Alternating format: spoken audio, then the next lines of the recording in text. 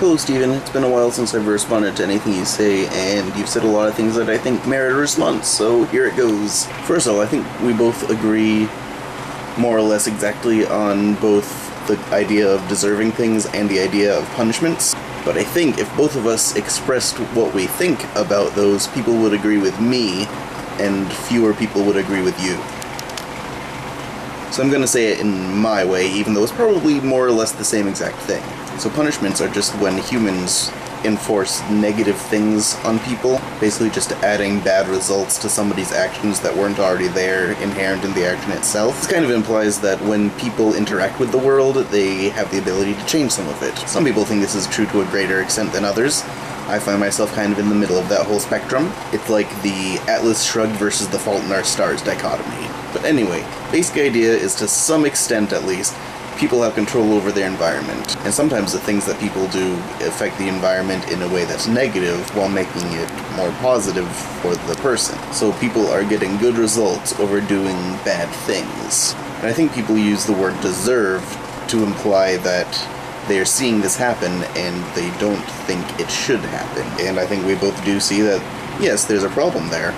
Doesn't mean that that person shouldn't be happy, but it does mean that that person should not do those things anymore. So punishments are an artificial result of people's actions, and to some extent the punishment itself is rather arbitrary. But the people do have to understand that the threat of punishment is just an empty threat. It has to actually happen as a result of whatever actions we're trying to discourage. For instance, when we thought of adding punishments to this channel, it wasn't because we wanted to do things that would make ourselves less happy. It was to sort of steer us away from certain behaviors that we didn't want to exhibit. Behaviors that have seemingly positive results, but we know that in the end it's not what we really want.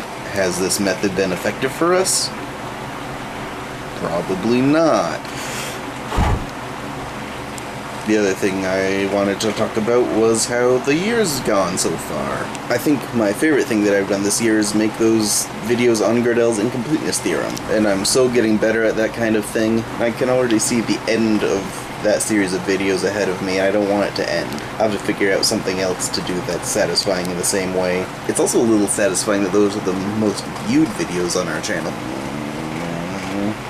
So in the next 6 months I want to do more of that kind of thing, and I want to keep getting better as quickly as I have been. I also want to keep reading a lot of good books, because I've read a whole bunch of good books. I want to keep trying to become better at articulating my thoughts. I think I'm still much better at experiencing things than explaining the richness of that experience. I would like to be able to explain those kinds of things and share my experiences with other people. Okay, that's all for now.